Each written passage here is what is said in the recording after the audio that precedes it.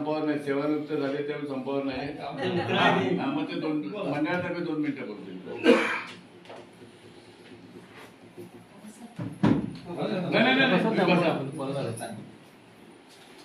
सन्माननीय व्यासपीठांचं नाव आहे मॅडम तुम्ही असे उभे राहा फोटो अरविंद शेटे. मुळात आधी मी मनपूर्वक आभार मानतो. माझ्या मामाचं गाव आहे. माझे कुटुंब त्याच्यामध्ये आम्ही लहानपणापासून म्हणजे वाढलेले आहे. आणि हे आता व्यवस्थापन केल्याच्या हे आमचे मित्र दिनेश शेटे हे आमचे खास मित्र. आणि सर सांगायला अभिमान वाटतो, एक उत्तम कलाकार म्हणजे त्याची कला पाहण्यासारखी आहे. तुमच्या म्हणजे कंपनीची नाटकं लाजून टाकतील अशा प्रकारचा उत्तम कलाकार. मी आवर्जून सांगतो मी कुठेही असलो तरी ज्या वेळेला इथे रामनवमी असते त्याचा कार्यक्रम असला मुद्दाम पाहण्यासाठी मी ते देतो लक्षात. तर अशा प्रकारे आपण सर्वांनी पहिल्यांदा आमच्या मंडळाचे यथोचित स्वागत केला त्याबद्दल आमच्या मंडळाच्या वतीने आम्ही आपलं यथोचित सन्मान करतो.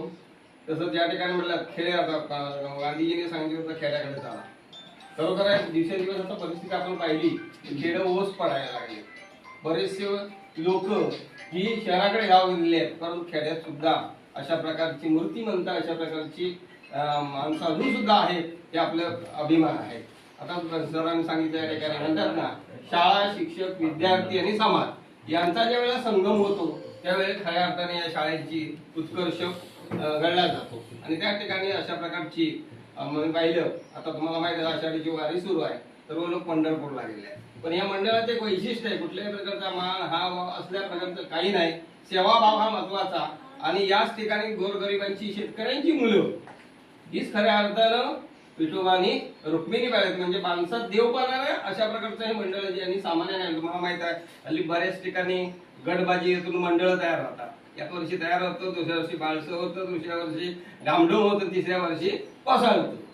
हे आपल्याला माहित आहे. ही मंडळ नंतर मंडळ निघतात. परंतु गेली 35 वर्ष अविरत या समाजसेवेचं कंकण घेऊन ज्ञानरूपी विद्यार्थ्यांना घडवण्यासाठी एक छोटं काय ना शेवटी कुठल्याही गोष्टीला प्रगती करण्यासाठी प्रेरणा महत्वाची असते. आणि ही अविरत अशा प्रकारची ही मंडळी सर्वत्र काम करतात. हे ईश्वरीच कार्य असं आम्हाला वाटतं की जेणेकरून कुठल्याही कामातून कुठलाही असू दे भांडी घासणं असू दे कचरा काढणं असू दे ज्याच्यातून आपल्याला जो आनंद मिळतो हेच खरा या ठिकाणी बेनिफिट असतं. आणि अशी मंडळी मानतात याच्या ठिकाणी कुठल्याही प्रकारचं राजकारण नाही हे नाही काही नाही कुठला हाव नाही भाव नाही निस्वार्थ सेवा करणं या मंडळाचा मुख्य उद्देश आहे. आणि या ठिकाणी खरोखर आता एक अभिमानाची गोष्ट वाटली या ठिकाणी लांजासारख्या ठिकाणून गावलं येतात म्हणजे हे आपला विजय आहे. तो सन्मान कोणाचा आहे शिक्षकांचा आहे. शिक्षकांचे आमच्या मी पण शिक्षकांचा रिटायर झालोय ही आमची ड्युटी आहे हे आपलं कर्तव्य आहे. पण त्यावेळेस शिक्षकांना ज्या वेळेला सर्व विद्यार्थी साथ देतात तिथे ग्रामस्थ ज्या जातात तेव्हाच अशा प्रकारे ज्ञानाचं मंदिर फुलवलं जातं.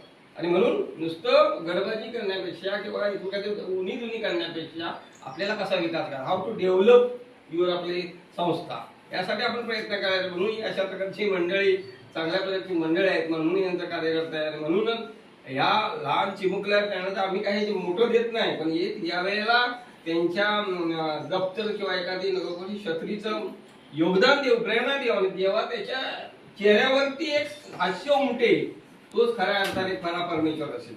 आणि त्याला वाटणारा जो आनंद आहे तीच त्याच्या भविष्यामध्ये पडणार. कोण सांगू चालू उद्या याचा पंतप्रधान होणार नाही सांगता येत नाही. पण ही आताच्या मूळ बेसिकला जी त्यांच्यावर आपण शाबासकीची साथ देणार आहोत ती खूप महत्वाची आहे.